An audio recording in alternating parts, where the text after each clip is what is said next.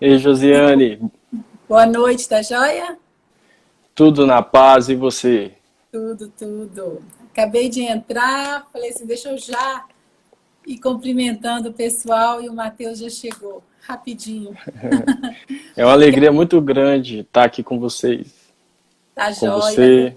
vou, agradecer por você estar disponibilizando esse tempo para bater esse papo conosco, falar da criança ferida, que é um tema assim é empolgante, que vai com certeza trazer muita reflexão, autoconhecimento para todos nós que estamos aqui.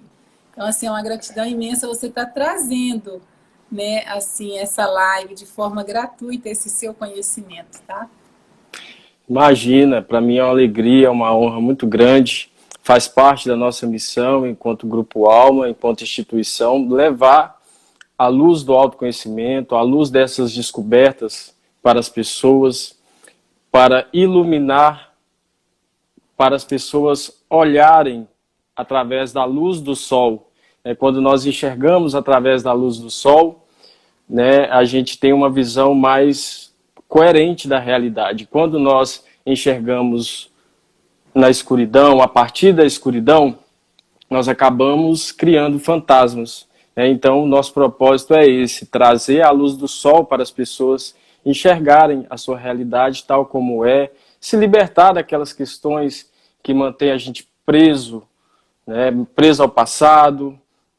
A gente estava falando muito sobre isso na live das barras de Axis. Então, esse é o nosso propósito, levar as pessoas a atingirem o seu melhor, enxergando o presente com uma clareza, com a clareza da luz do sol. É isso aí.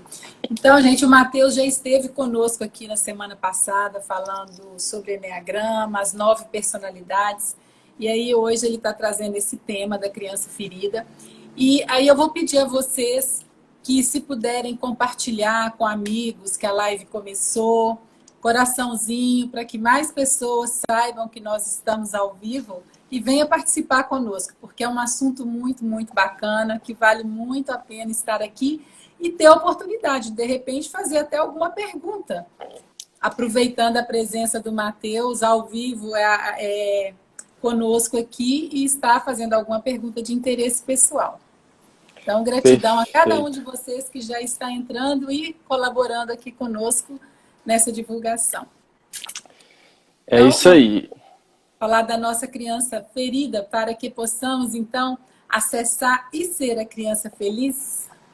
É isso mesmo, Josiane. A nossa criança ferida, ela é o que está mais próximo da nossa criança feliz. Então, quando nós falamos de autoconhecimento, não tem como falar de criança ferida. É uma peça-chave dessa trajetória, que é do autoconhecimento. Né? Então, para realizar qualquer trabalho de autoconhecimento, nós vamos aprofundar na criança ferida, que é tudo aquilo que nos aconteceu, que nos marcou profundamente e que reflete no nosso presente. Causa uma bolha emocional que nos impede de enxergar o momento presente de uma maneira mais coerente.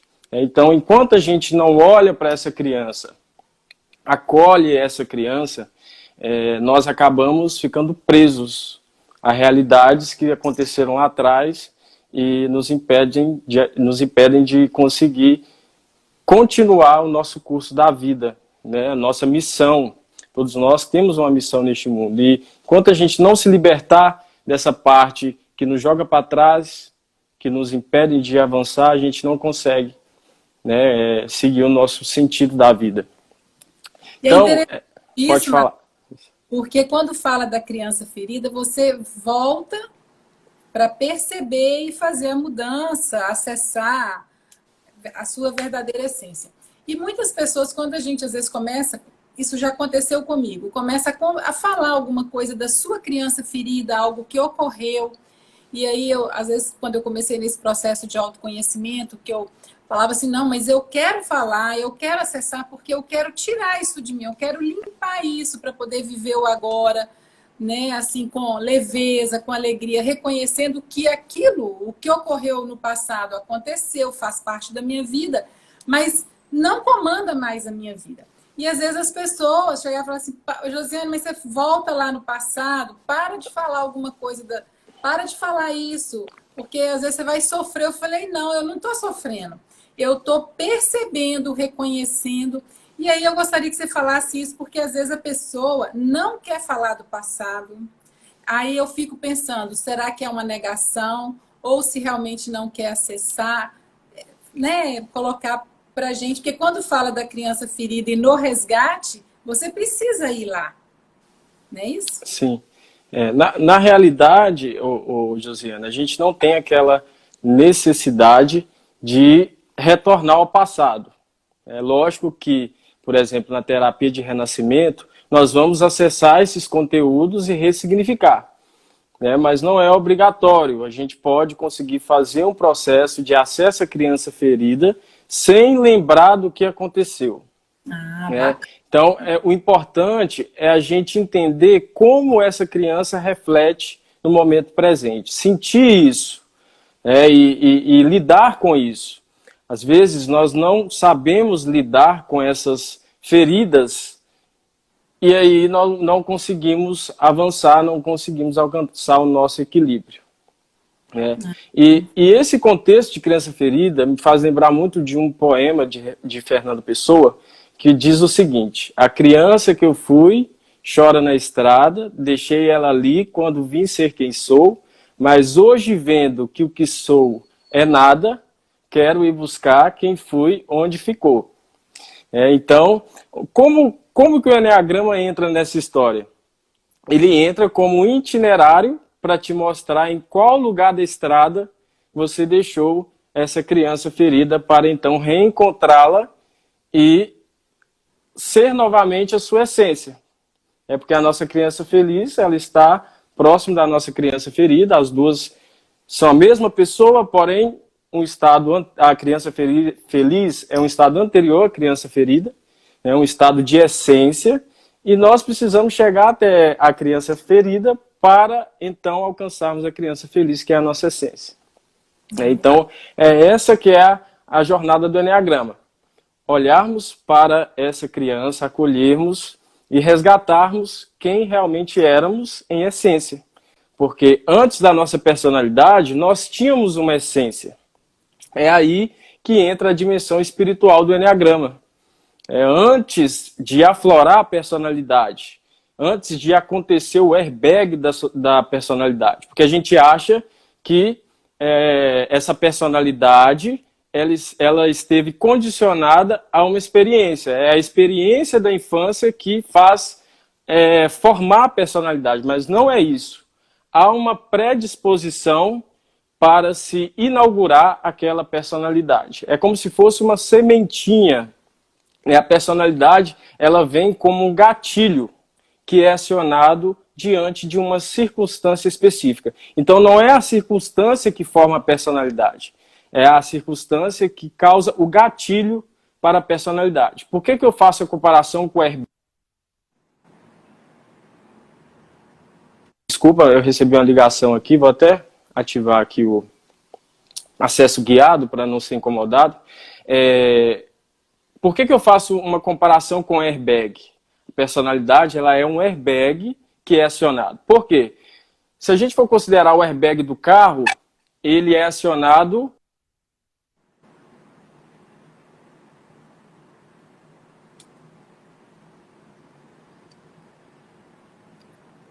Matheus ficou sem som.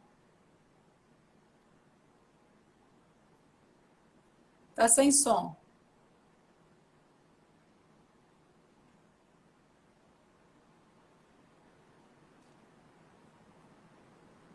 Você está falando, eu não estou ouvindo. Vou até perguntar ao pessoal da live. Vocês estão ouvindo o Matheus? Matheus sem som, isso aí.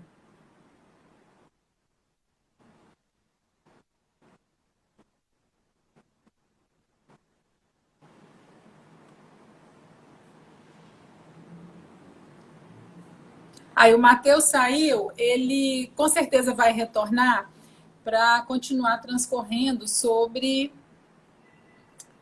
a personalidade, como que aflora, né, essa personalidade da criança e como que aflora também a criança ferida. Ok, ele já está entrando aqui.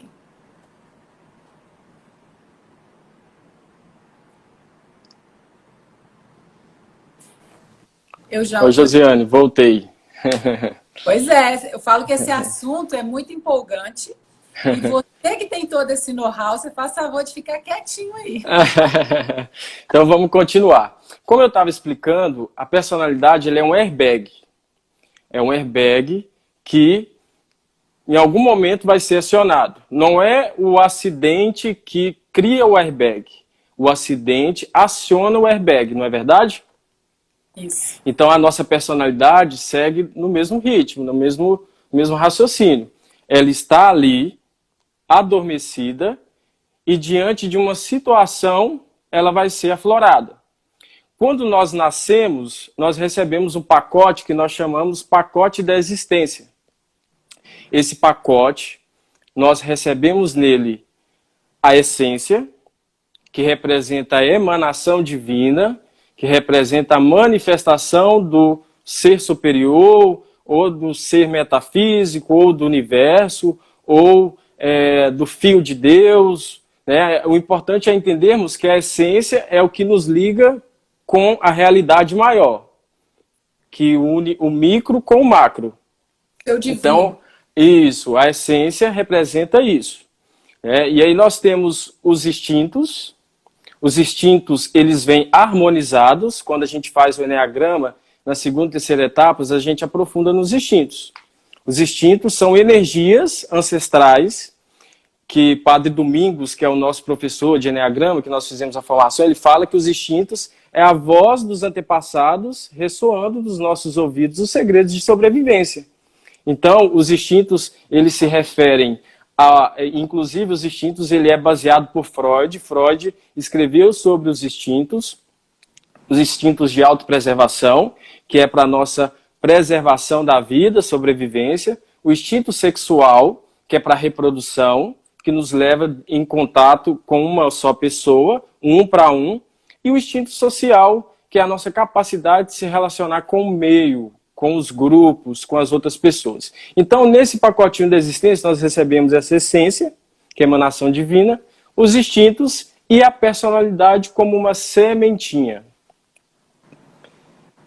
E aí acontece alguma coisa que aflora essa sementinha, que aciona essa sementinha. É uma situação circunstancial que faz aflorar a personalidade. Então, às vezes, os pais perguntam, o que eu posso fazer para meu filho não desenvolver determinada personalidade? A resposta é nada.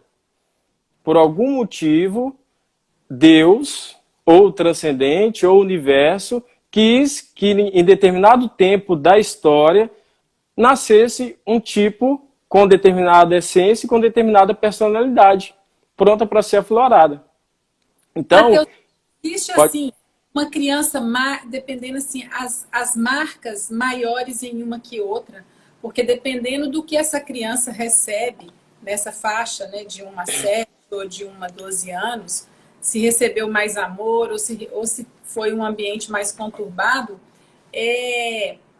reflete nessa criança também ferida? Eu acredito que sim.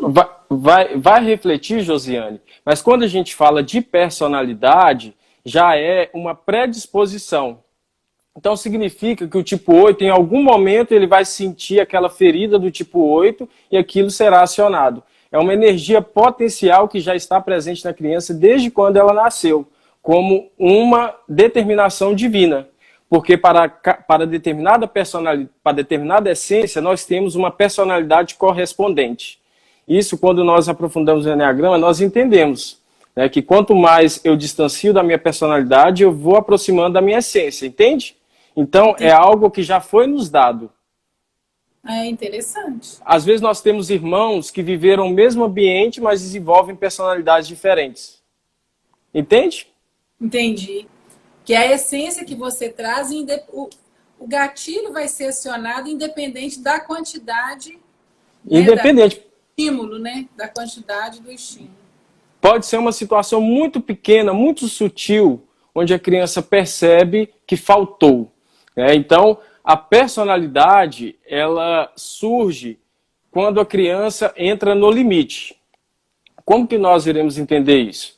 Quando estamos em essência, nós vivemos uma experiência abundante de amor, de valorização e de segurança. Quando nós, diante dos nossos pais, diante do meio que nós vivemos, um meio que é imperfeito, quando estamos nesse meio imperfeito, que traz para nós o limite, limite de amor, limite de segurança e limite de valorização, aí a personalidade ela é aflorada, entende? Entendi. A nossa essência ela é levada para o limite e diante desse limite de amor, limite de atenção, limite de segurança e valorização, a personalidade é aflorada para proteger a essência. Porque a personalidade ela é um mecanismo de defesa. Então, nós manifestamos essa personalidade quando a nossa essência é colocada ao limite humano. O Gabriel ele fez uma pergunta aqui, e no caso do tipo 7, até antes de nascer?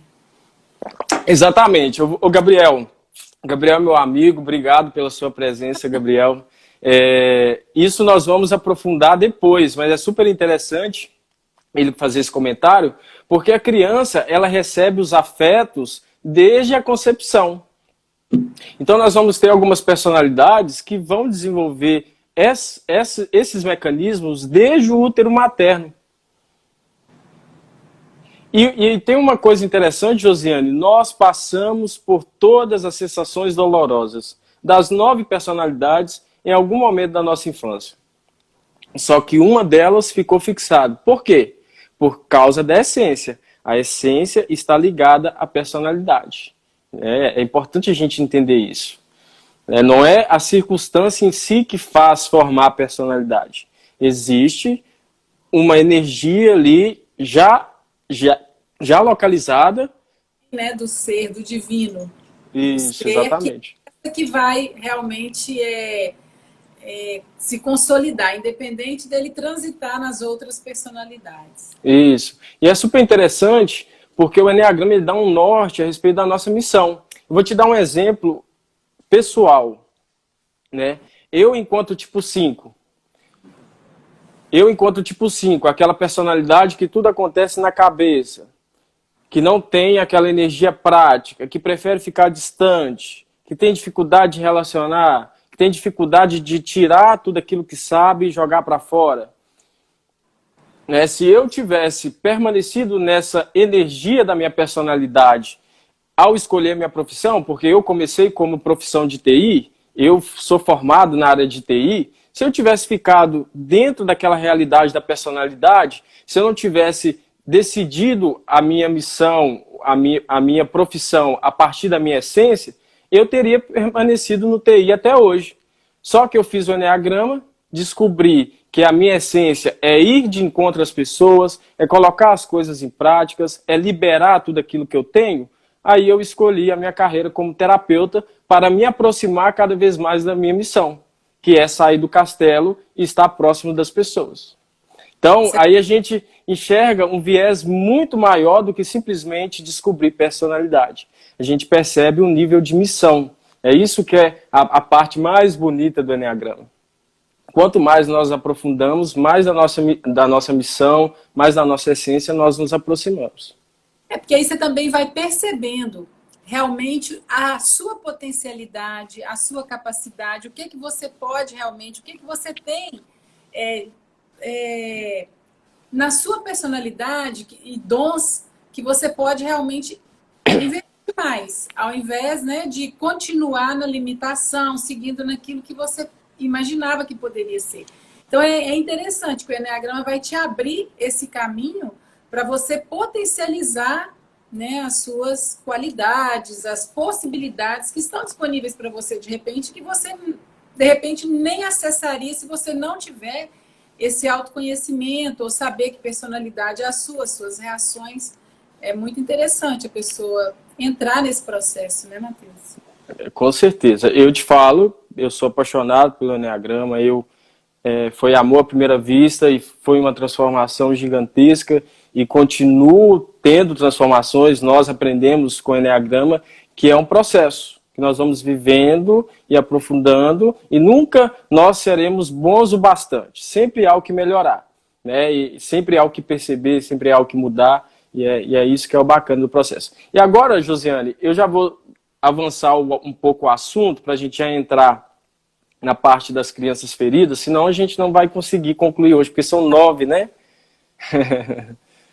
São 9 Não. Personalidades. Sempre você... Por que começa pela 8?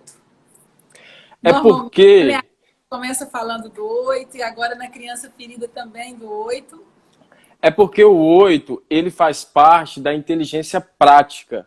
A inteligência prática é a inteligência instintiva, a inteligência da raiva. Então, geralmente, essas personalidades são as personalidades que têm mais facilidade de descobrir.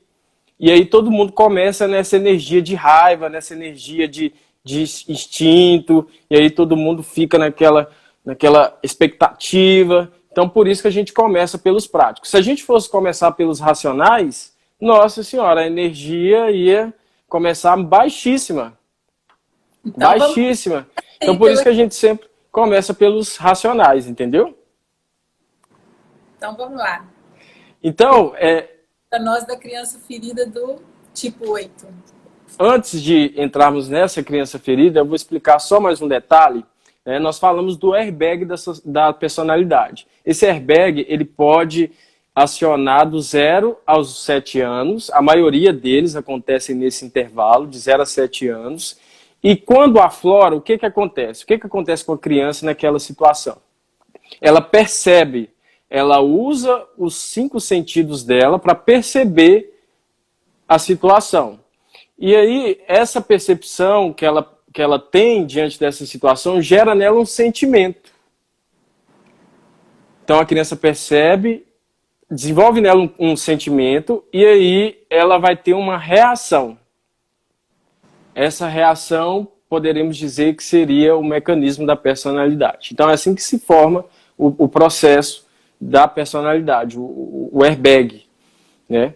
Então, a gente vai começar agora com as personalidades práticas. Lá no Eneagrama, quando a gente faz o curso, a gente explica que a sensação dolorosa das personalidades práticas é a insignificância.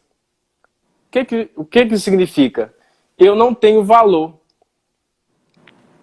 Eu não tenho valor para os adultos. Eu não tenho importância. Eles não me valorizam. E aí, cada uma das 3 personalidades que fazem parte desse centro de inteligência vai lidar com isso de uma maneira diferente. E é sobre isso que nós vamos falar. O que essa criança sentiu e o que essa sensação que ela teve, essa experiência, fez desencadear nela um mecanismo de defesa. O que aconteceu para ela desenvolver isso. Ok, então vamos lá. Ok? Então vamos lá. Nós temos a criança tipo 8. A criança tipo 8, Josiane, ela estava no nível de inocência. A criança não desconfiava, a criança era aberta com todo mundo, a criança era amorosa, a criança não via maldade, só que em algum momento ela sentiu que foi traída. E foi traída por aquela pessoa. Poderia ser qualquer pessoa, menos aquela. Quem é essa aqui? Olha, a gente não gosta muito de falar quem que é a pessoa, geralmente é a figura da mãe, a figura materna. Quando a gente fala figura, Josiane, não estamos falando pai e mãe biológicos, mas quem fez a vez. A mãe, para a criança, ela representa o afeto, tanto é que o bebê nasce, o primeiro outro que ela reconhece é a mãe. E aí fica naquela simbiose, a mãe tratando do bebê, a mãe amamentando, dando colo. Aí depois que a criança percebe que tem um pai. Então a mãe representa para a criança uma figura de afeto, certo? E o pai representa segurança. É aquele que vai tirar o bebê da simbiose com a mãe e vai mostrar que existe um mundo desprendido da mãe. Então, o pai, para a psique da criança, representa segurança. Então, pessoas que tiveram esses papéis vão representar a figura da mãe e do pai. É de acordo com isso. É o que essas pessoas representam para a criança. Pode ser pai, pode ser um avô, uma avó, representar a figura da mãe, pode ser um tio, uma tia, que representou, enfim, não são os biológicos, ok? Ok, são os que realmente, efetivamente, estavam com a criança na sua formação. Engraçado, por isso que às vezes também, quando a mãe delega muito para... A mãe ou o pai vai delegando para os avós um pouco da formação e a criança fica entre os avós e os pais, isso também é um pouco complexo, né, Matheus? Porque isso pode confundir até, né? Quando os avós assumem mais a questão de pai e mãe do que os próprios pais. Hoje a gente vê muito isso, né? Os pais trabalhando, às vezes costuma já deixar de manhã o filho com os avós, só busca à noite, já leva às vezes a criança dormindo. Então, uma parte da vida da criança, ela já, da idade ali de alguns anos, ela já vai tendo uma referência ali de avô também, né? Sim, o importante da gente entender aqui que são as figuras, as pessoas que representaram amor, né? A figura materna é o amor e a paterna é o pai. Pode ser o avô. Pode ser que desencadeie algum problema, sim, o fato de existir essa alternância, né? Esse movimento de um para o outro. Mas se a figura materna, se a figura da avó, por exemplo, se ela fizer o papel dela bem feito, ou do avô fizer o papel bem feito, essa criança ela vai chegar à sua subjetividade com menos problemas. Na psicanálise a gente aprende muito isso, a como desempenhar um papel de mãe e como desempenhar um papel de pai perfeito. É super importante para os pais entender um pouco de psicanálise, porque na psicanálise a gente estuda quais implicações essas relações materna e paterna têm na vida da criança. Então vamos avançar, né? Então, como eu estava dizendo, ela se sentiu traída por aquela pessoa. Poderia ser qualquer pessoa menos aquela. Então ela tira uma conclusão, Josiane. Me traiu, me abandonou, me injustiçou. A criança tipo 8, ela se sentiu injustiçada por aquela pessoa. Afinal, eu confiei tanto nessa pessoa, eu amava tanto essa pessoa e ela me traiu. E é importante, Josiane, a gente considerar também que é como a criança percebe. Pode ser que ela não tenha sido traída. É como ela percebe, entendeu? Uhum. Não quer dizer que ela... Não, pode falar. Então, não, porque você... não, é como porque é a reação, né, que a criança tem. É como ela percebe e como ela reage à situação. Às vezes a pessoa ela está quase, já está em cima para descobrir a personalidade, aí ela fica fixa nessa experiência de infância e aí pula para outra personalidade e acaba fugindo. O nome disso é resistência. Nós não precisamos ficar fixados na experiência de infância. A gente precisa dar atenção ao mecanismo de defesa, porque é ele que se manifesta, né? Então, essa experiência de infância, só para a gente entender, a gente explica isso no curso para as pessoas saberem, mas ela não deve ser considerada como um fator para determinar a personalidade. A gente tem que perceber pelas motivações e se o mecanismo de defesa da personalidade faz sentido para mim mesmo, né, para a gente. Então, vamos avançando. A criança não esperava que ela fosse injustiçada por aquela pessoa, que ela fosse enganada ou que ela fosse largada e abandonada. Então, ela tirou uma conclusão, uma primeira conclusão. Essa pessoa veio porque eu sou fraco e vulnerável. Então, eu tenho que ser forte para essa pessoa não fazer isso de novo comigo. Então, desde pequeno, a criança tipo 8 aprende que tem que ser forte. E tem que demonstrar isso com o corpo, com a voz. Os tipos 8, geralmente, sobretudo se for um tipo 8 social e sexual, tem uma voz muito forte. Tem uma comunicação muito provocativa. Por quê? Elas já chegam intimidando para que os outros não passem a perna nela, assim como ela foi passada a perna na infância. Bacana. Então, ela acha que se ela for fraca, eles vão passar por cima dela. Então, eu vou ser uma pessoa forte. E aí ela tira uma segunda conclusão. Se essa pessoa me enganou, significa que eu não posso confiar em ninguém, porque se eu confiar em outra pessoa, essa pessoa vai me enganar. Então o tipo 8, ele vai desenvolver uma personalidade desconfiada. Dificuldade de confiar nos outros. Ele vai achar que está todo mundo contra ele. E o tipo 8, ele tem um probleminha, não, mas Josiane, a sua que chama... voz está saindo, por enquanto tá legal. Mateus, não, agora parou. Sua internet parou. Aí, voltou. A internet aqui, ela começa boa, e aí no decorrer ela vai ficando ruim. Eu não entendo isso. Só...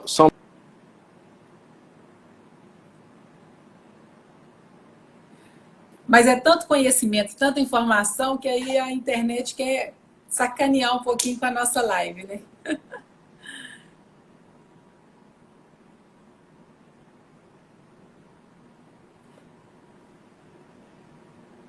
Vamos aguardar um pouquinho que o Mateus ele deve sair e voltar de novo. Gente, vocês desculpem, mas vale a pena ficar na live, aguardar, porque ele vai transcorrer, né, todas as personalidades. Você tá aí, agora você voltou. Então, Josiane, a criança tipo...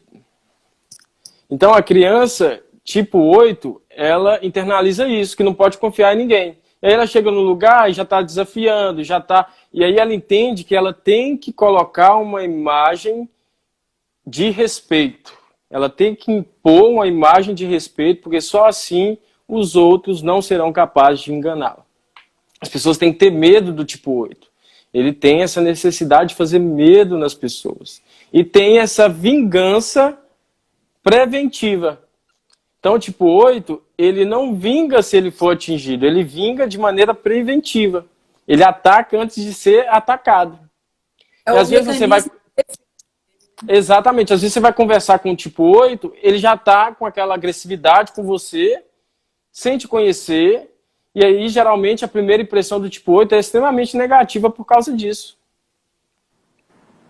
Ok. E aí acaba afugentando as pessoas. Acaba ficando sozinho. Isso, afastando as pessoas. E com certeza ele sente falta das pessoas. Com certeza. Sem dúvidas, porque todos nós precisamos preencher o vazio que há em nós. Né? Nós precisamos do relacionamento, nós precisamos do outro. E aí, e o tipo 9? Agora nós vamos ao tipo 9. O tipo 9,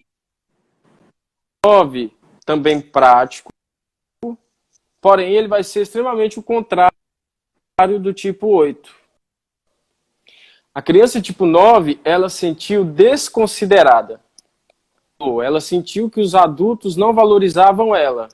Às vezes ela tentava falar e o adulto não escutava. Aí ela começou a perceber que ninguém escutava ela. E aí ela foi percebendo que não tinha voz. Às vezes ela tentava fazer alguma coisa e aí eles falavam que o irmão faz melhor do que ela, por exemplo. E aí ela fica confusa, ela não sabe se faz ou se não faz. E aí a criança não entende essa situação. Ela não entende porque eles não valorizam ela. E aí ela acha que a culpa é dela, que o problema... E para poder fugir disso, ela desenvolve uma crença. Se não me carregar, eu não tenho valor. Então a criança do tipo 9 internalizou isso. Eu não tenho valor. Eu não sou importante. E se eu não tenho valor, é melhor ficar quietinho, caladinho no meu canto. Tipo 9 tem essa postura. Ele é calado, quieto, prefere não falar. Você pedir ele para fazer uma escolha, ele não suporta conflitos, justamente por causa desse desentendimento na infância. Ele não sabia que ele tinha valor. Como eu não tenho valor, eu não vou falar o que eu penso, eu não vou correr atrás dos meus sonhos. Vai ser uma personalidade extremamente dada, vai fugir de tudo aquilo que gera conflito, porque ela não reconhece o seu próprio valor. Vai ser uma personalidade estagnada, que não vai se incomodar para sair do lugar e correr atrás das coisas, não vai ter energia. Sensação de que eu não tenho valor rouba a energia dela. E aí ela quer levantar, mas não consegue. Por quê? Eu não tenho valor. Procrastina, se tiver uma decisão importante, ele vai procrastinando, vai procrastinando, vai procrastinando. O tipo 9 ele consegue ficar parado com a decisão a vida inteira. Porque não se incomoda, porque não acha e não reconhece o seu próprio valor. Porque anteriormente os adultos não faziam isso, não reconheciam o seu valor. Agora, gente, é interessante assim, só dar uma pausa que o Matheus vai falando da personalidade, como que aflorou. Porém, se você faz o eneagrama, você vai perceber qual é a sua personalidade e vai trabalhar de forma que esses comportamentos que te limitam passam, né? Você consegue desenvolver.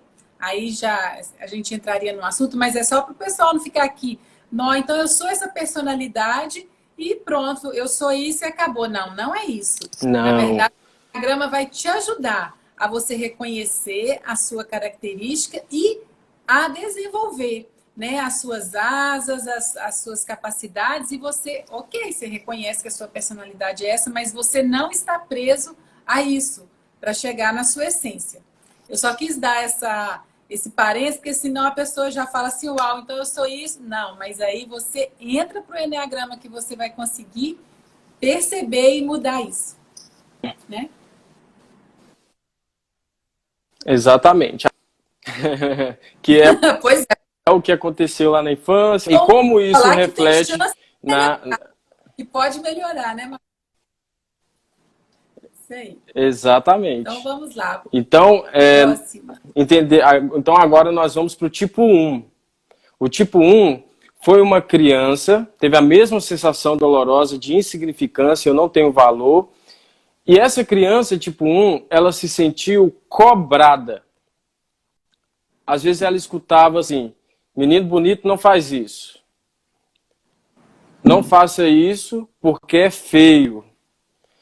Às vezes ela escutava a mãe e o pai elogiando o irmão porque o irmão se comportava certinho. Ou às vezes escutou os pais falar com ela assim, comporte-se direito. E aí a criança foi perdendo a espontaneidade. E aí ela internalizou que se ela for espontânea, se ela for ela mesma, ela não vai receber valorização dos adultos. Ela não vai ser valorizada por ser quem ela realmente é. E aí ela entendeu, não correspondo às expectativas dos adultos. E isso gera nela uma crença que ela tem que ser correta, perfeita, educada, porque sendo assim, os adultos vão gostar de mim. E aí quando a criança se comportava, quando ela agia corretamente, os adultos elogiavam. Ou falavam para ela assim, você não fez mais que sua obrigação. Então a criança foi internalizando isso e entendendo que ela precisa buscar sempre a perfeição, que ela precisa sempre ser comportada para ser valorizada. E aprovada pelos adultos. E isso gera no tipo 1 uma raiva. No eneagrama a gente vê o que essa raiva faz com o tipo 1. Ela sente uma raiva muito forte. Só que ela não pode sentir e demonstrar essa raiva. Ela sente, aliás, mas ela não pode demonstrar essa raiva. Porque demonstrar raiva, demonstrar emoção é feio. A gente aprende que o tipo 1 desenvolve um mecanismo de defesa da formação reativa. É um controle mental, físico e emocional, onde eu não posso demonstrar os meus impulsos, os meus desejos. Tenho que ser um robozinho que desempenha tarefas, que cumpre agendas, que demonstra a imagem de uma pessoa boa, de uma pessoa de respeito. E isso, para o tipo 1, acaba com ele. Porque ele tem que ficar reprimindo a raiva, não posso demonstrar, né, a raiva que eu sinto. E quanto mais o tipo 1 faz para ser valorizado, porque ele faz as coisas para receber a valorização. Então, quanto mais ele faz para ser valorizado, mais desvalorizado ele sente. que ele É como se espera fosse esse um pêndulo, reconhecimento e eu... né? Que ele, aí ele se sente frustrado com os outros. A gente vai ver no Eneagrama que o instinto, lembra que nós falamos dos instintos que vêm harmonizados? Acontece alguma coisa na infância que os instintos eles ficam desregulados. E aí quando a gente junta o instinto e a personalidade, forma uma característica ainda mais específica. Quando você junta o instinto e a personalidade, forma uma característica ainda mais específica. Aí a gente vê que o tipo 1, quando ele tem um instinto sexual dominante, a energia sexual de produção, ele vai canalizar essa energia da personalidade rumo a uma pessoa só. E aí ela vai buscar aperfeiçoar o outro. Então, quem se relaciona com o tipo 1 sexual dominante, pode ter certeza que vai ter ali uma pessoa que vai estar corrigindo ele o tempo todo. E isso antes do Eneagrama, né? Depois do Eneagrama, isso muda. Começa a melhorar, né? Com certeza. Exatamente. E ele reconhecendo que ele precisa ter mais leveza. E Mais que leveza. aquilo é uma limitação. Eu vou falar que eu mesma, quantas vezes eu já ouvi meu pai falar isso comigo? Chegava no final de ano, férias, as minhas colegas viajando, eu falei, eu também quero viajar, eu tirei notas melhores que elas, minhas notas foram as melhores. Aí meu pai olhava para mim e falou assim, você não fez mais do que sua obrigação? Eu falei assim, meu Deus. E assim, né? Era o jeito dele. Isso eu procurei nunca fazer com meus meninos, porque aquilo me doía. Eu falei assim, nossa mãe, você vai toda feliz, né? Não, fechei meu boletim. Era um tal de conferir os boletins, então é como você vai recebendo e processando o que o outro vai fazendo, né? No transcorrer da sua vida. Exatamente. Exatamente. Então agora nós encerramos as personalidades práticas. Agora nós vamos para outra tríade, que é a tríade das personalidades emocionais. Aqui, o que mais marcou essas personalidades foi a carência afetiva, a falta de amor. De alguma maneira, essas personalidades internalizaram que faltou o amor. E aí nós vamos entender que são os tipos 2, 3 e 4. Então nós vamos entender agora, começando com o tipo 2. A criança tipo 2 internalizou uma experiência de abandono emocional. Então, na primeira infância, essa personalidade 2, ela se sentiu muito amada. Era um amor abundante. Era um amor que ela se sentia em casa, que nutria muito essa criança. Só que em algum momento esse amor deixou de vir. E aí a criança percebe que perdeu-se essa conexão emocional que ela tinha antes com essa pessoa. Podemos dizer que é o pai.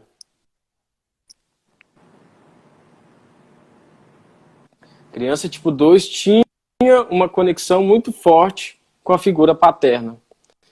Pode ser que essa conexão tenha acabado dentro das seguintes situações. Às vezes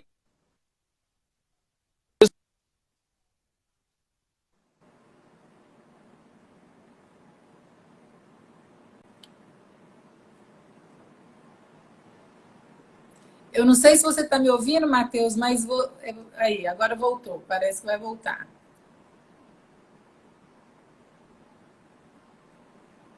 Voltou, acho que sim. Você está sem som. Você está me ouvindo? Você está sem som.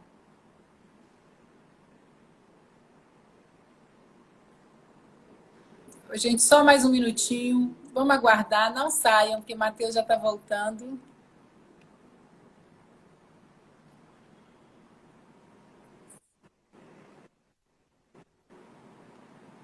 Não, mas tranquilo. O Matheus ele prefere sair e retornar aqui. Ele já está de volta aqui conosco. E aí ele vai continuar com o assunto.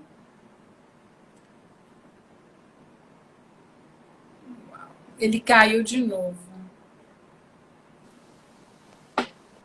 Ok. Agora sim. Então, Josiane, essa criança, ela internalizou. Aí Parece que está falhando. o seu deu eco. Eu tô falando Repete assim, de como nós novo, estamos por falando da gentileza. criança, por isso... Estou falando assim, como nós estamos falando de criança, por isso que você sai e volta. Brincadeira de criança, né? Tinha que acontecer. Exatamente. Ai, só... Ô Marlene, a live vai ficar gravada, tá? A gente está tendo esses probleminhas com a internet, mas a live vai ficar gravada, vai ficar disponibilizada desde o início, tá bom? Acho que voltou. Ok. Voltou. Agora você... Então, Josiane, como eu estava explicando, a vida de um pai viajar muito, né? Às vezes ele trabalha como caminhoneiro.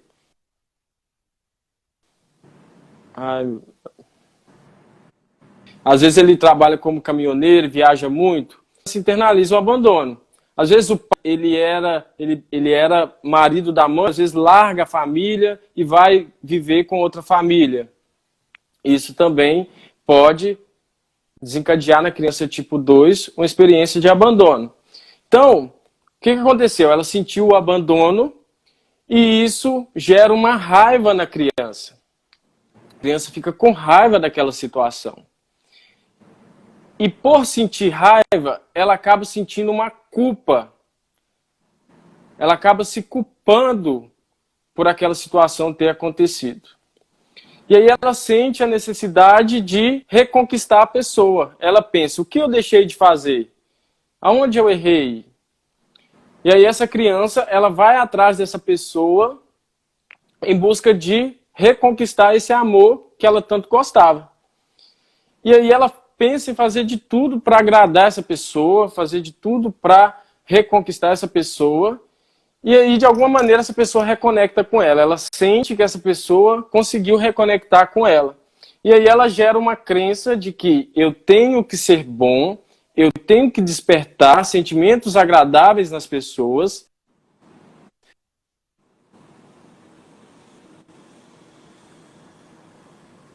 para me sentir amada. Então vai ser uma pessoa que vai o tempo todo agradar aquele emocional das pessoas que têm mais vínculo, justamente por causa dessa carência. Só que o tipo 2 não percebe essa carência. Entendi. Percebe que tem uma carência ali. Por que ele não percebe? Porque quando ela percebeu lá na infância, doeu.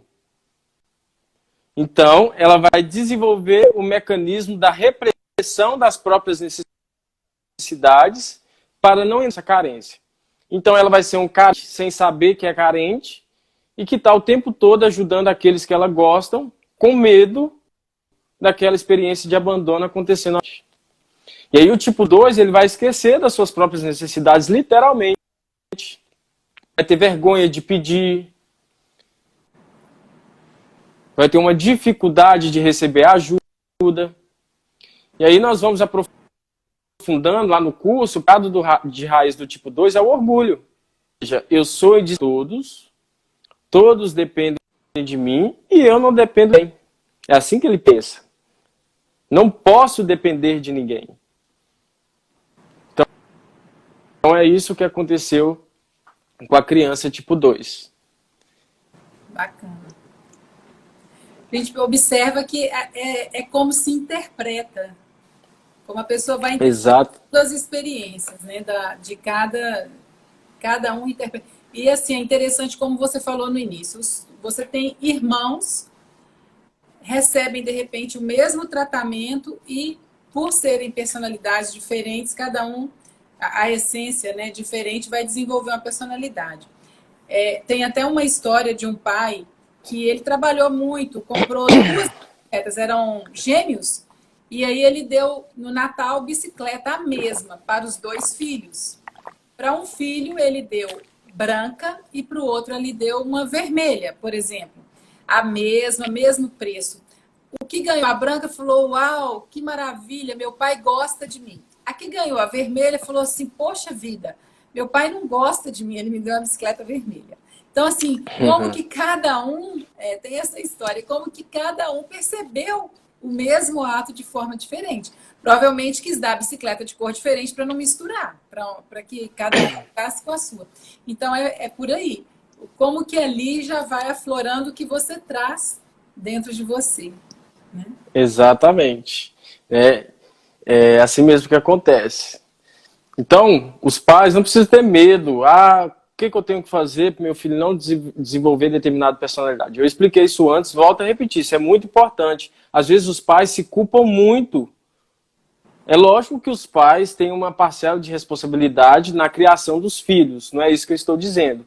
Mas quando a gente fala de personalidade, nós temos que considerar que é uma sementinha que está ali desde o nascimento da criança e que em algum momento ela vai sentir uma sensação dolorosa, uma situação que vai aflorar aquela sementinha. Bacana. Isso aí. A próxima então nós vamos Isso, agora nós vamos à personalidade tipo 3. O tipo 3... doidinho para escutar da sua. Da minha ou dele? O tipo 7 fala assim, por que tem que começar pelo 8 ou tem que ser o último? Aí isso deixa os tipo 7 ainda mais ansiosos. Então, aí que eles ficam desinquietos mesmo. Então nós vamos ao tipo 3, personalidade emocional, que na realidade não parece ser emocional, porque na realidade a gente vai entender aqui que o tipo 3, ele não acessa as emoções verdadeiras, porque na primeira experiência dele ele não teve esse protótipo de amor. Vou explicar isso melhor. Né? O que aconteceu com o tipo 3? Ele foi rejeitado, ele sentiu uma rejeição emocional. Ó, Gabriel, ri de nervoso. É tipo 7. Aí ele falou lá. Ri de nervoso. Gostou do que eu... Então, essa personalidade 3, ela sentiu uma rejeição emocional. Essa experiência do tipo 3, ela pode ter acontecido uns 80% dentro do útero materno, na vida intrauterina. O que pode ter acontecido? Geralmente, quando as pessoas fazem a terapia do renascimento, elas conseguem ver claramente isso acontecendo. A maioria dos tipo 3, quando a gente faz o renascimento, a gente percebe que acontece isso. A mãe, no momento que ela fica sabendo da gravidez, a criança está lá esperando aquele momento onde a mãe vai liberar aquele amor, aquela corrente de amor pelo sangue para ela, que vai nutrir ela, que vai ser aquela vida para a criança. E ao invés da mãe proporcionar isso para a criança, a mãe não gosta da notícia. E aí a criança esperando o afeto vir, o afeto vem a rejeição. E aí a criança fica no vazio. E aí ela entende, eu não sou amado, eu não existo.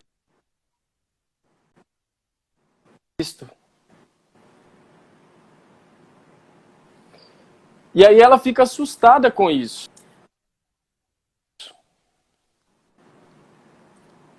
Poxa, eu esperando aqui o amor é doloroso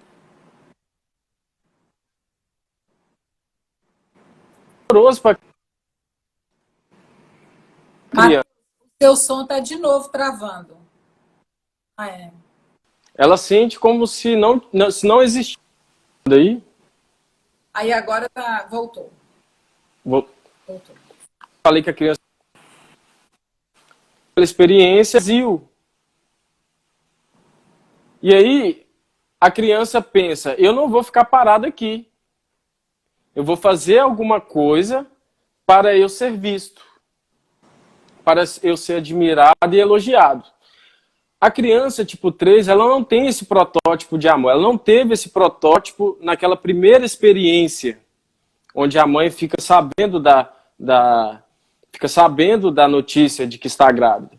Então, ela acaba tendo um protótipo de amor baseado no aplauso. Então, essa criança, quando ela crescer, desde pequenininha, ela já começa a desenvolver tudo para ser bem vista, para ser admirada.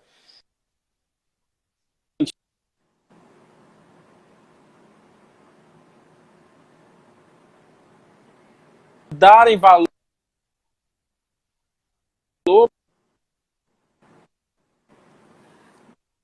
pelo que ela faz. Tá com problema de novo a sua internet, ela tá falhando, porque você tá falando um conteúdo e tá falando, aí não tá, Porque sabe? O pensamento vazio. Parece que... Nossa. Ô, pessoal, eu peço desculpas, porque tá tendo esse problema com o áudio, com a imagem do Só um minutinho. é um assunto Eu vou muito minutinho, interessante. Josiane. Isso, Matheus já voltou, beleza. Eu acho que você já pode falar, Matheus, parece que voltou.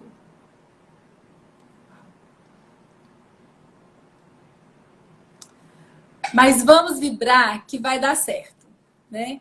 E o Matheus está tendo problemas lá, não sei se Valadares está chovendo, que eu vi algumas pessoas comentando que está, onde elas estão também, a internet está picando, né? Está falhando, pode ser por conta da chuva mesmo. Não sei se Valadares está assim, mas aí, Matheus já voltou, e aí ele vai continuar falando da personalidade 3.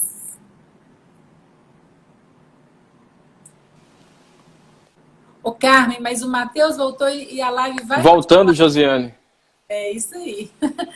Que a Carmen comentou que a live está ótima e está falhando, mas agora a gente que segue. bom.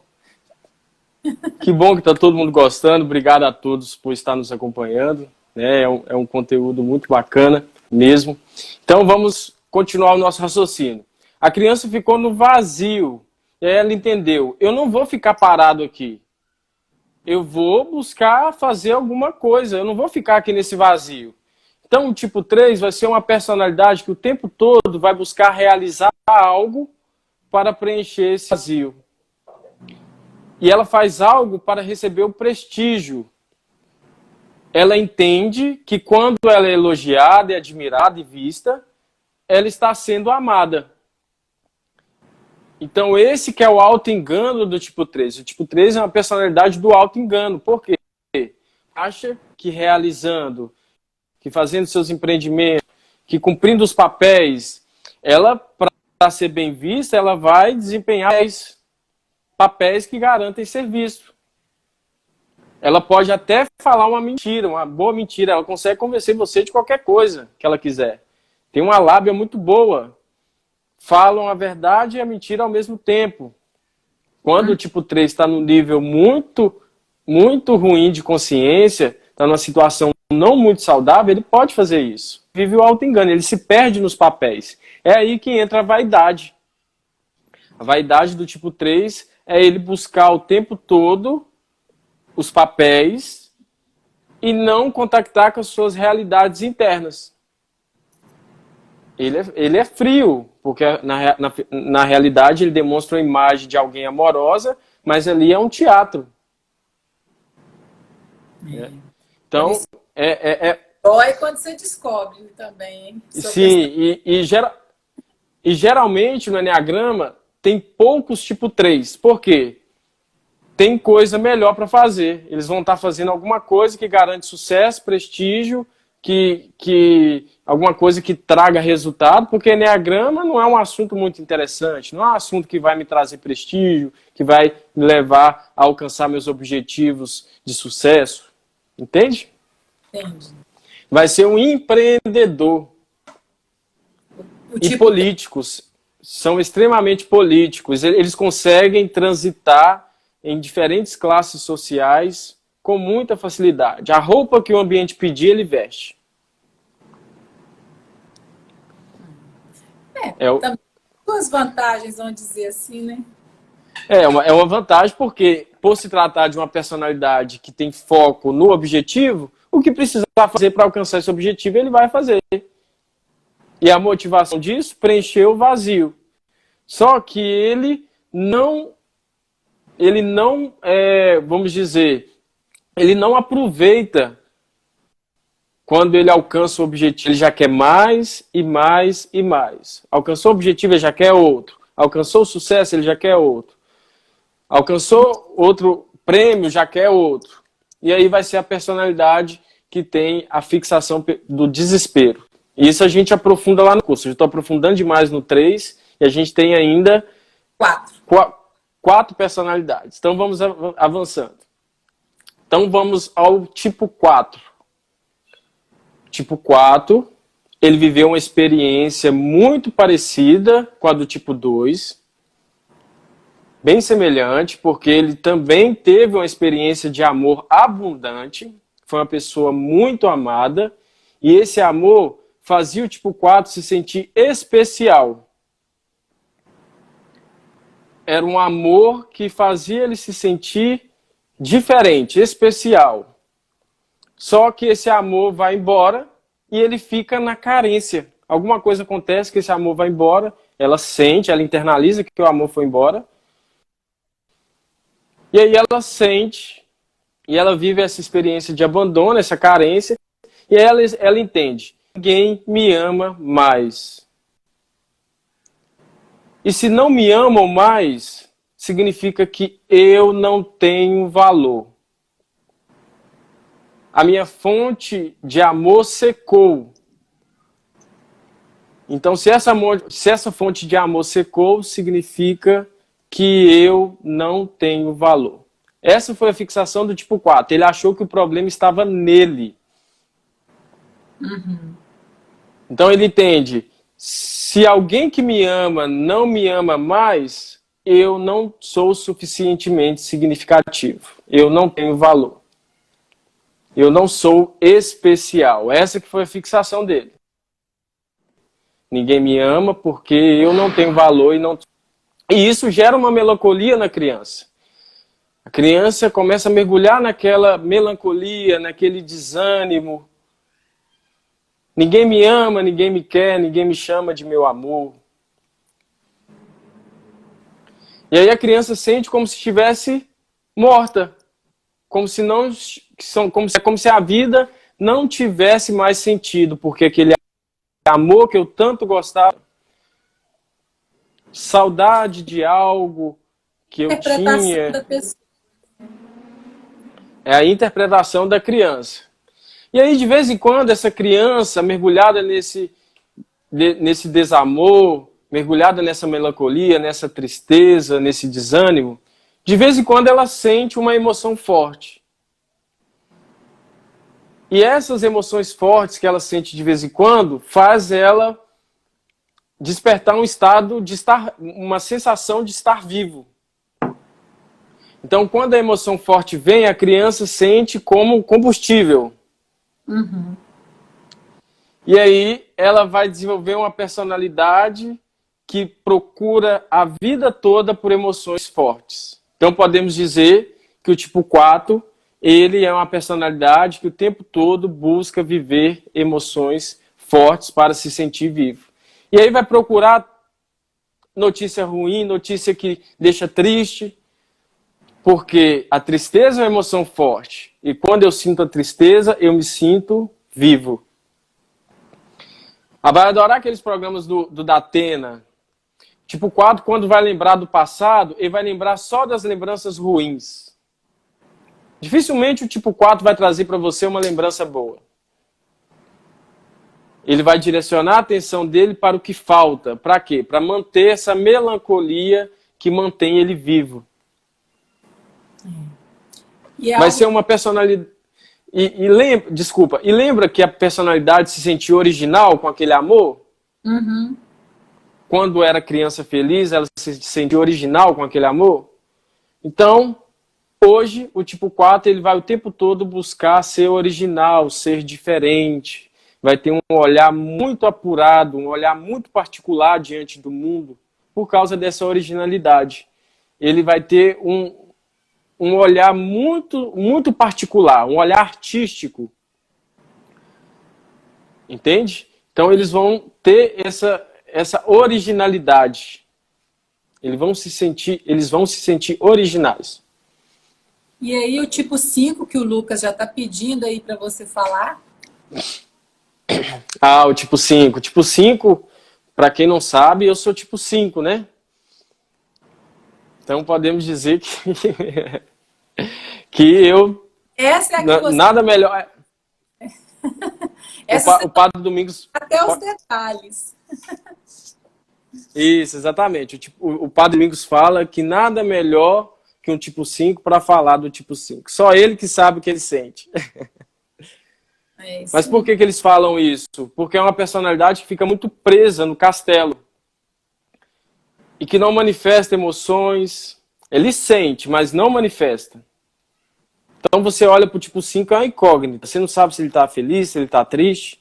Mas aí nós vamos entender o que aconteceu na infância para essa personalidade desenvolver esse mecanismo onde não apresenta o que está sentindo para as pessoas. Então, nós vamos inaugurar aqui as personalidades racionais.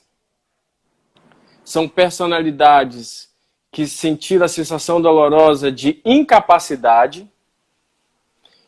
Só abrindo parênteses, o Suézio falou aí que perdeu do tipo 1. Nós vamos salvar a live e posteriormente você poderá acompanhar. Tudo bem, irmão? Então vamos continuar. O tipo 5, ele sentiu incapacidade. Não só o tipo 5, as 3 personalidades da tríade racional. O tipo 5 sentiu incapacidade diante das suas emoções. O tipo 7 sente capacidade de viver, capacidade de encarar a vida e os perigos de se estar vivo. E o tipo 7 perante os sofrimentos. Então vamos entender o que aconteceu. O tipo 5 tem medo de sentir essas emoções e sentimentos, e aconteceram 2 experiências para ele desencadear essa personalidade, para ele aflorar essa personalidade. A primeira experiência do tipo 5 é muito parecida com a do tipo 3. A criança ficou no vazio, ela sentiu que não era vista pelos adultos. Imagina um grãozinho de areia no meio da sala, onde ninguém vê.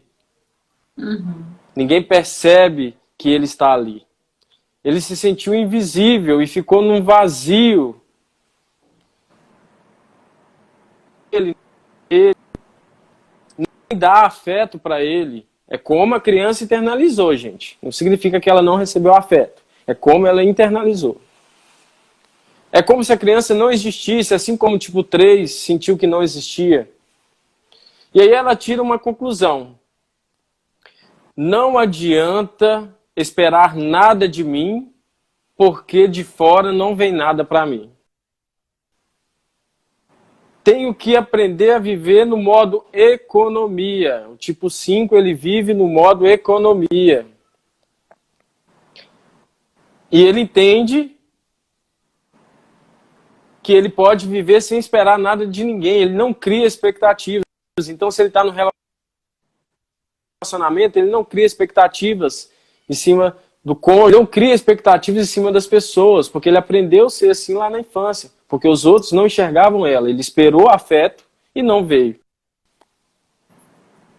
E o que significa esse viver no modo economia? O 5 vai o tempo todo economizar aquilo que ele dá para o outro. Ele vai doar-se a conta gotas. Então, se ele tiver algo, ele vai pensar 1000 vezes antes de dar isso para outra pessoa. Por quê? Tem uma sensação de que falta em mim. Se falta em mim, eu não vou dar o pouco que eu tenho. Então, essa foi a primeira experiência, onde eu não posso criar expectativas dos outros. A segunda experiência foi uma experiência onde o tipo 5 foi invadido, invalidado e desrespeitado. Não teve a sua individualidade respeitada. Teve a sua privacidade invadida.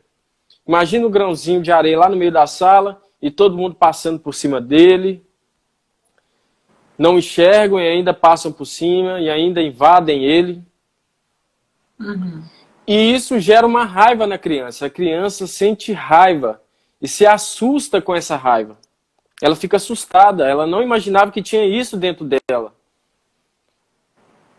E se antes ela sabia que não poderia expressar nada, esperar nada de ninguém, e agora, quando ela olha para dentro, ela se assusta com o que vê, significa que eu vou reduzir a minha cabeça, a minha vida acima. Eu não vou olhar para o que está dentro de mim, que me assusta, e não vou esperar nada de fora. Então a vida do tipo 5 acontece na cabeça, a vida é como um salão onde tudo... Por que eu falei que depois que eu descobri a minha personalidade, eu passei a melhorar, eu até mudei de profissão?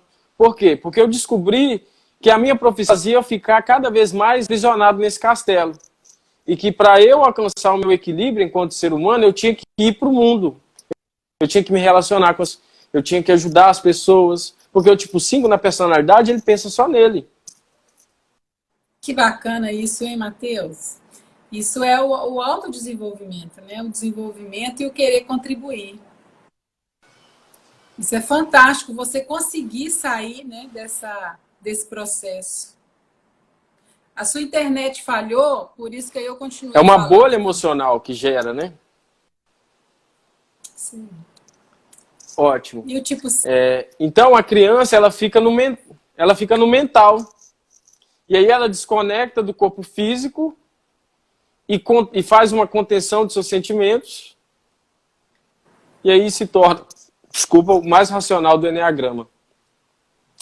Agora nós vamos para o tipo 6. É o mais racional. O tipo 5, pessoal, para ele tem que buscar entender o porquê que as coisas são como são. Ele se sente seguro adquirindo conhecimento. Então não é à toa que você transcorre sobre esses temas de Eneagrama e criança ferida e muito mais outros assuntos com muita clareza, com muito conteúdo, né? Você acabou dedicando a isso. Parabéns. Então vamos lá. Obrigado. Ele vai sentir, mas não vai transparecer. Então vamos ao tipo 6.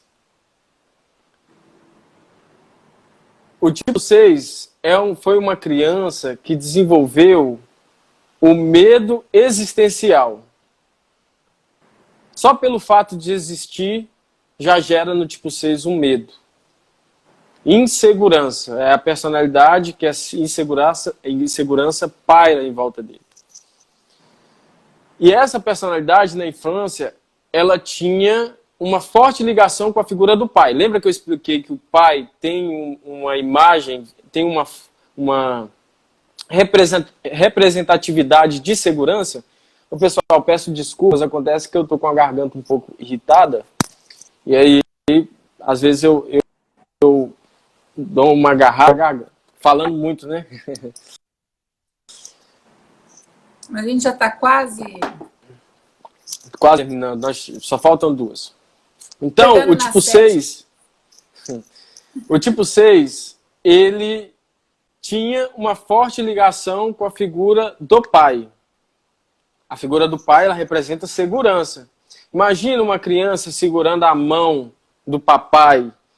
Aquele ato transmite para a criança, aliás, segurança, tranquilidade.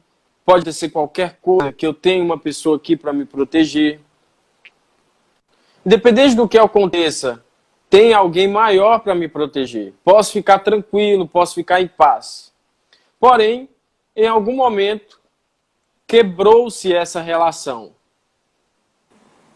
Ou o pai censurou a criança, ou a criança se sentiu censurada pelo pai, ou o pai foi embora e nunca mais voltou. Às vezes acontece, igual aconteceu com o tipo 2, o pai, ele era caminhoneiro, viajava muito, deixava a criança em casa sozinha com a mãe.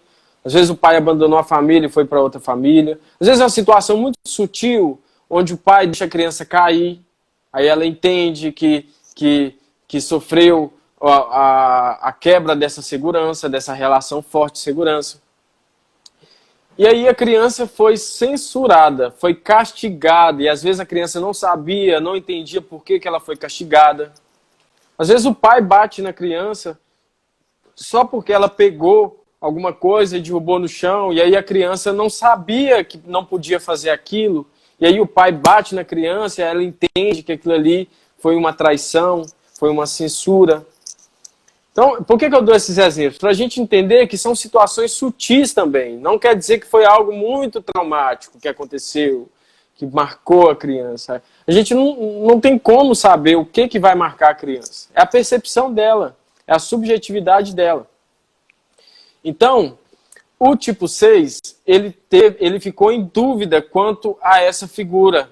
Né? Ele não sabe se confia ou se desconfia diante dessa situação de quebra de segurança. E aí ela fica nesse dilema, nessa ambivalência, confio ou não confio? E aí ela tira a conclusão que não dá para confiar. E aí ela perde a segurança dela.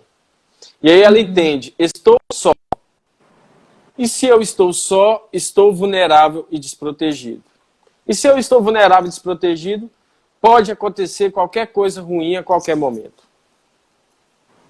Aí vem a insegurança, o medo.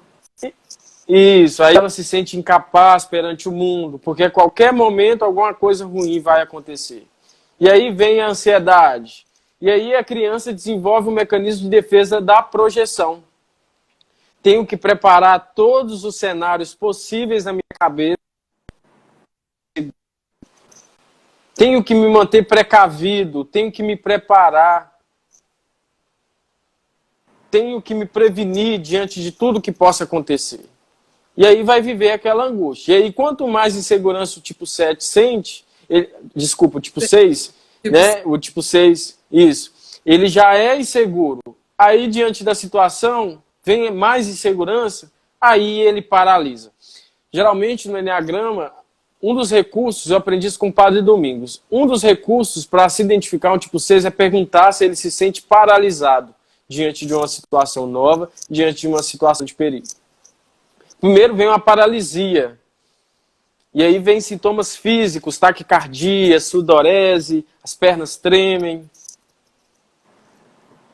E aí a criança aprende a desenvolver essa personalidade insegura e que o tempo todo tem que estar preocupado com os fantasmas que ela cria na cabeça. O tipo 6, ele cria vários fantasmas.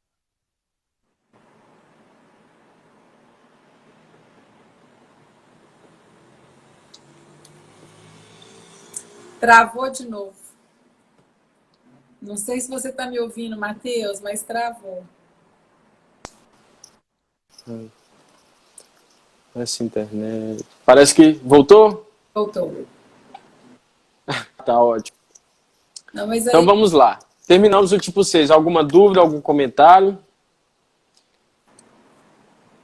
Não, deu para entender? Como... Deu para entender. Ótimo, perfeito. Assim, então, finalmente... Se a pessoa pode falar.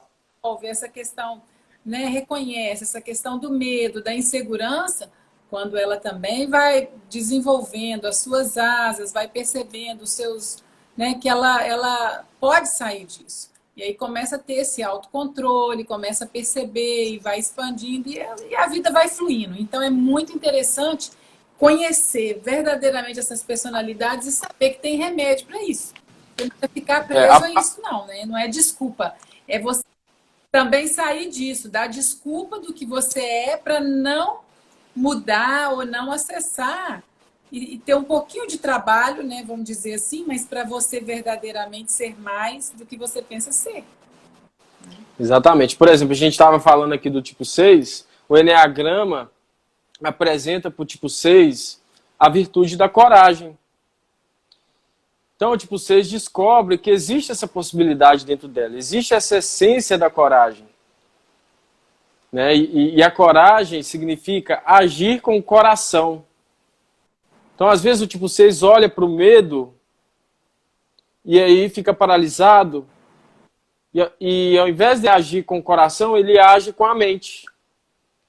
Se ele agir com o coração, se ele usufruir, se ele deixar manifestar esse estado de coragem que tem dentro dele, essa potência, essa emanação divina da coragem, quando ele acessa isso e permite deixar isso fluir, ele vai conseguir se libertar dessa angústia existencial.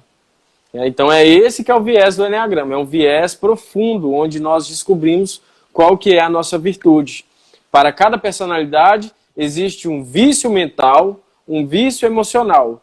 Porém, existe uma ideia sagrada, que significa uma maneira de Deus ver o mundo, né, como se fosse uma maneira, um estado mental de Deus, e temos a virtude. Então, quando nós começamos a acessar essa realidade da essência, nós nos tornamos seres humanos melhores. E é o convite, é esse o propósito. Então, vamos avançar para o tipo 7. Tipo 7, personalidade racional, incapacidade, porém, incapacidade de sentir a dor e o sofrimento. Então, para a gente entender a experiência do tipo 7, nós vamos considerar 3 coisas importantes. A primeira é que aconteceu muito cedo. Pode ter acontecido no útero materno, pode ter acontecido no primeiro ano de vida, e outra coisa que é a sensação física de morte. O tipo 7.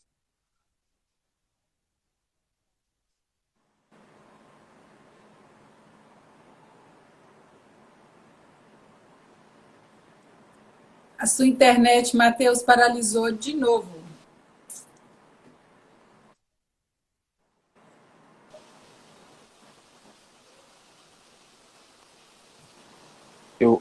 Voltou. É uma angústia física de morte. Voltou. Então, ele ficou assustado com essa experiência, muito traumática. E aí vem a terceira situação, que é a perda de conexão com a mãe. No momento que ele sentiu essa angústia, ele procurou a conexão com a mãe e a mãe não estava conectada com ele. Talvez ela estava com foco no momento, no ambiente, talvez foi uma situação do parto, né, uma situação... Voltou? Começou a voltar, mas travou de novo.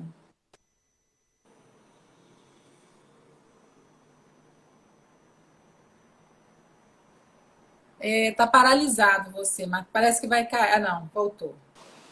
Então, a criança, diante daquela situação, ela espera a conexão da mãe, mas a mãe não estava conectada com ela. Pode ser que a mãe estava conectada com o ambiente, com algo que estava acontecendo no externo. Pode ser que ela estava impressionada, apreensiva com o que estava acontecendo. Então, a criança, ela se depara com aquela situação e aí entende. Não vou conseguir dar conta. Eu não dou conta de sofrer. A partir de hoje, nunca mais eu quero sofrer. O sofrimento para mim é algo muito doloroso, então não quero contactar com isso novamente. Então, vai desempenhar um papel, vai manifestar uma personalidade que o tempo todo vai buscar prazer, porque quando eu estou no nível de prazer, eu não sofro. Na psicanálise, a gente percebe isso. Isso lembra muito a lei além do princípio do prazer. Porque quanto mais prazer, menos desprazer. Então, o tipo 7, a vida dele acontece na cabeça. Se quando vem um sentimento, eu vou racionalizar esse sentimento para não sentir. E acaba fugindo de algumas situações exatamente para não entrar nessa personalidade dele, né? E, exatamente, ela acaba não criando raízes, acaba não se fortalecendo.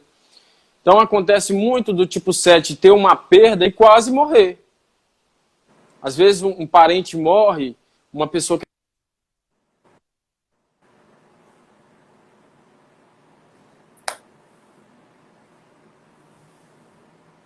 Tá travando, Matheus. É uma pena.